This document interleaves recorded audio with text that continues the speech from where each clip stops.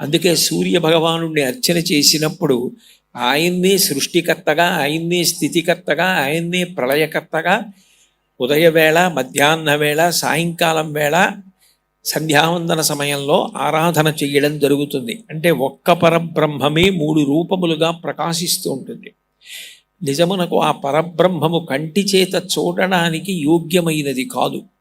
అటువంటి పరబ్రహ్మము చూపుల చేత నైవేద్యాన్ని స్వీకరిస్తాడు. కానీ ఆయన ప్రత్యక్షంగా వచ్చి కూర్చోవాలి. ఆయన ఒక రూపంతో వచ్చి కూర్చుని ఆయన మనం ఇచ్చిన పదార్థాన్ని తినాలి అని కోరిక ఉంటే అప్పుడు యజ్ఞము చేస్తారు. యజ్ఞము 3 ప్రయోజనముల కొరకు చేస్తారు. ఒకటి, ఇహమునందు ఏదైనా తీరని కోరిక ఉంటే అలా కోరిక తీరక దుఃఖించడానికి కారణమైన పాపమును పోగొట్టుకోవడానికి యజ్ఞం చేస్తారు. ఏదైనా చెప్పాలి అంటే మన ఊహోపోహల చేత చెప్పినది సత్యము కాదు. శాస్త్రమును అనుసరించి చెప్పినదేదో అది మాత్రమే సత్యము. తస్మాత్ శాస్త్రం ప్రమాణంతే కార్యాకార్య వ్యవస్థితవు. శాస్త్రము ప్రమాణము తప్ప అన్యములు ప్రమాణములు కావు. కాబట్టి శాస్త్రమును ప్రమాణముగా విచారణ చేస్తే శ్రీరామాయణ కాలంలో దశరథ మహారాజు గారంతటి వాడు కొడుకులు లేకపోతే కొడుకులు పుట్టకపోవడానికి అడ్డొచ్చిన పాపాన్ని పోగొట్టుకుని పుత్ర సంతానం పొందడం కోసం అశ్వమేధయాగం చేశాడు. పాపము పోయిన తరువాత పుత్ర సంతానాన్ని పొందడానికి పుత్రకామేష్టి చేశాడు. ఇష్టింతేహం కరిష్యామి పుత్రియాం పుత్రకారణాత్ అధర్మ శిరసి ప్రోక్తై మంత్రై సిద్ధాం విధానత అంటాడు ఋష్యశృంగుడు. నీ పాపం పోయింది, ఇప్పుడు నీకు పుత్ర సంతానము కలగడం కోసం పుత్రకామేష్టి చేయిస్తున్నాను అంటాడు.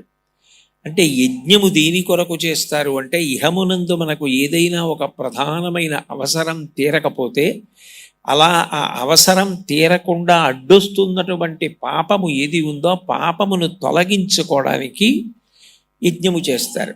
రెండవది, ఈ శరీరము శాశ్వతము కాదు. కొంతకాలం ఉన్న తర్వాత ఏ శరీరమైనా పడిపోవలసింది. అది ఎంత పవిత్రమైన శరీరము కానివ్వండి, కోటాను కోట్ల మంది చేత నమస్కరింపబడిన శరీరం కానివ్వండి, ఆ శరీరం పడిపోతుంది. కంచి కామకోటి పీఠాధిపత్యం వహించిన మహాపురుషులు 68వ పీఠాధిపతులు జగద్గురు శ్రీ శ్రీ శ్రీ చంద్రశేఖరీంద్ర సరస్వతి మహాస్వామి వారంటే 2 చేతులెత్తి అందరూ నమస్కరించారు. అటువంటి మహాపురుషుడి శరీరం కూడా కాలమునందు వెళ్ళిపోతుంది. వారు శాశ్వతముగా ఆత్మస్వరూపులై ఉండిపోతారు. కానీ శరీరము పతనమైపోతుంది. అందరూ మహాపురుషుల శరీరము వెళ్ళిపోవలసిందే. ఎవరి శరీరమైనా వెళ్ళిపోతుంది. కానీ శరీర పతనానంతరము జీవుడు ఉన్నత లోకములను పొందాలి, స్వర్గాది లోకములను పొందాలి అంటే దాని కొరకు యజ్ఞము చేస్తారు. అందుకే శతక్రతుమివాసీనం అంటారు. 100 యజ్ఞములు చేసిన వాడెవరో ఆయన దేవేంద్ర పదవిని పొందుతాడు అని. శరీర పతనానంతరము ఉన్నతలోక ప్రాప్తి కొరకు యజ్ఞము. అట్లాగే మూడవది, నాకు పుణ్యము అక్కర్లేదు, పాపము అక్కర్లేదు, లోకమంతా ప్రశాంతంగా ఉండాలి అంటే యజ్ఞం చేస్తాను. అందుకు నేను యజ్ఞం చేస్తానని చేసేవారు కొంతమంది ఉంటారు. ఈ 3 ప్రయోజనముల కొరకు యజ్ఞం జరుగుతుంది. ఈ యజ్ఞము అన్న విషయం గురించి ఒక స్పష్టమైన అభిప్రాయము చాలా అవసరం. ఒక చక్రం తిరగడానికి ఇరుసు ఎలా ప్రధానమై ఉంటుందో ధర్మము అన్న చక్రం తిరగడానికి యథార్థమునకు యజ్ఞమే ఆధారము. భగవద్గీతలో గీతాచార్యుడు ఒక మాట అంటాడు, అన్నాద్భవంతి భూతాని పర్జన్యాత్ అన్న సంభవ యజ్ఞాద్భవతి పర్జన్యో యజ్ఞ కర్మ సముద్భవం ఏవం ప్రవర్తితం చక్రం నానువర్తయతి హయ అఘాయురింద్రియారామో మోహం పార్థ సజీవతి అంటాడు. యజ్ఞము చేస్తే దేవతలు సంతోషించి వర్షం కురిపిస్తారు. యజ్ఞము చేస్తే మనం ఏం చేస్తాం? హవిస్సులు ఇస్తాం. ఇప్పుడు అక్కడ హోమం చేశారు. హోమం చేసినప్పుడు దేవతల పేరు చెప్పి వాళ్ళని పిలిచి స్వాహ అంటారు. దేవతలకైతే స్వాహాకారం, పితృదేవతలకైతే స్వధాకారం. స్వాహాకారంతో మనం ఆ హవిస్సు ఇచ్చినప్పుడు అది తినడం కోసం దేవతలందరూ వచ్చి ఆ యజ్ఞశాలలో కూర్చుంటారు. అందుకే యజ్ఞశాలకి ప్రదక్షిణం చేయమని చెప్తారు పెద్దలు. అట్లా యజ్ఞం చేసినప్పుడు దేవతలు ప్రత్యక్షంగా తింటారు. అలా తిన్న తర్వాత వాళ్ళు సంతోషించి అందరూ బాగుండాలని వర్షం కురిపిస్తారు. వర్షం కురిపిస్తే మనుష్యులు ఒక్కరే కాదు, సమస్త ప్రాణులు సంతోషిస్తాయి. ఎందుచేతనంటే ఆ వాన పడిందనుకోండి, మఖము చేయ వజ్రి మది సంతసించును వజ్రి సంతసింప వానకురియు వానకురిసి గసవు వసుమతిపై పెరగు గసవు మీసి దేను గణము బ్రతుకు. యజ్ఞం చేస్తే దేవతలు సంతోషించి వర్షం ఇస్తారు. వర్షం పడిందనుకోండి పంట పండుతుంది. పంట పండిందనుకోండి మనమే కాదు, సమస్త ప్రాణులు అన్నం తింటాయి, నీళ్లు తాగుతాయి, సంతోషంగా ఉంటాయి. అంటే అన్ని ప్రాణులు సంతోషంగా ఉండడానికి అవసరమైన వర్షం పడడానికి యజ్ఞం అత్యంత ప్రధానం. ఈ యజ్ఞమునకు సనాతన ధర్మంలో ఎనలేని ప్రాధాన్యత అగ్ని ఆరాధన. అటువంటి యజ్ఞానికి మూలస్తంభం ఎవరు అంటే గోవు.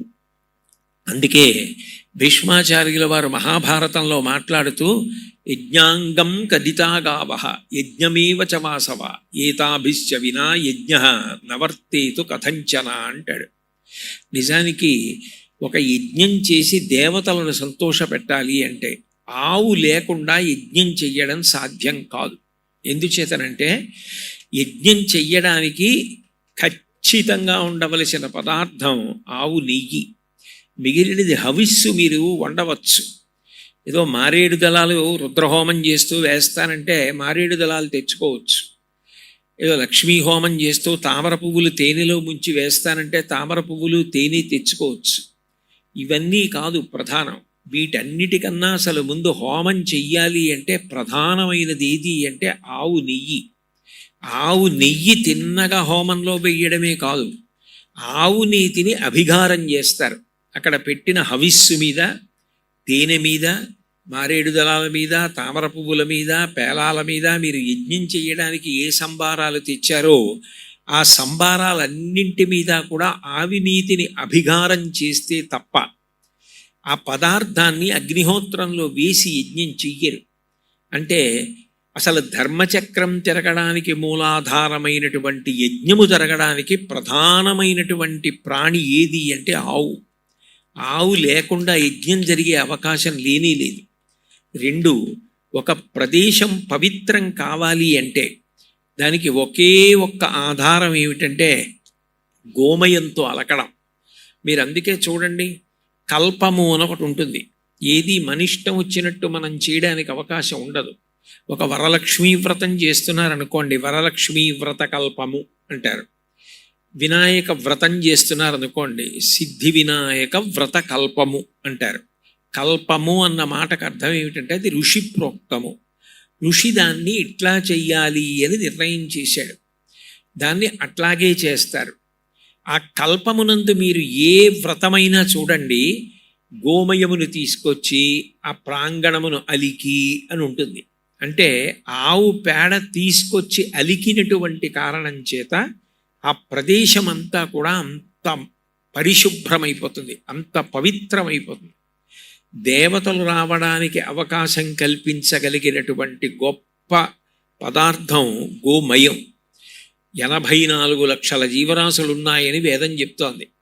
84 లక్షల జీవరాశులలో ఏ ప్రాణి యొక్క మలమూత్రములైనా కూడా దూష్యమే, అన్నీ దుర్గంధ భూయిష్టములే. ఏ ప్రాణి యొక్క మలమూత్రములను కూడా పూజ కొరకు వినియోగించరు. కానీ గోవు యొక్క పేడ, గోవు యొక్క మూత్రము, ఈ రెండు పరమ పవిత్రమైనటువంటి పదార్థములు. గోమయంతో పిడకలు చేసి హోమంలో వేస్తారు. గోమయంతో ప్రాంగణాన్నంతటినీ కూడా అలుకుతారు. అన్నిటిని మించి గోవు తనంత తానుగా ఎక్కడైనా తిరిగిందనుకోండి, ఇంకా అంతకన్నా పవిత్రమైన భూమి లేదు.